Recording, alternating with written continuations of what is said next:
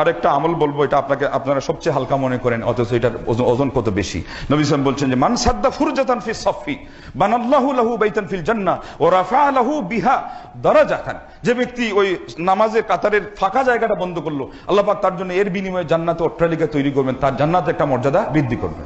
আর জান্নাতের মর্যাদা হলো মা বাইনা সামাই ওয়াল আরদ, আসমান এবং জমিনের মধ্যবর্তী স্থান সম পরিমাণ। আল্লাহু আকবার। হাদিসে ব্যাখ্যাতে আসছে যে এই লোক বিনয় প্রদর্শন করেছে। ওই যে আমরা অহংকার করি, ওনার সাথে পা লাগাবো কেন, এই জন্য এগুলো করবেন না। খবরদার, সাবধান।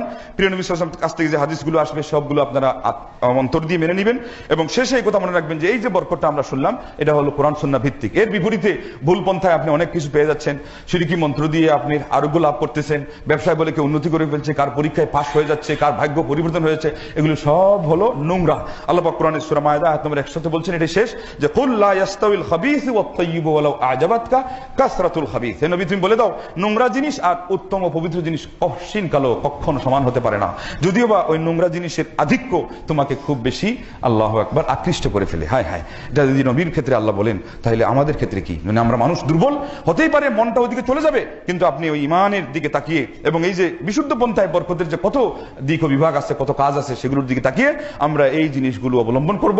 মহান রব্বুল আলামিনের কাছে দোয়া করি আল্লাহ যেন আমাদেরকে সঠিক পন্থায় বরকত লাভে ধন্য হওয়ার তৌফিক দান করেন, দুনিয়া এবং আখিরাতে আমাদেরকে সফল করেন। আমিন।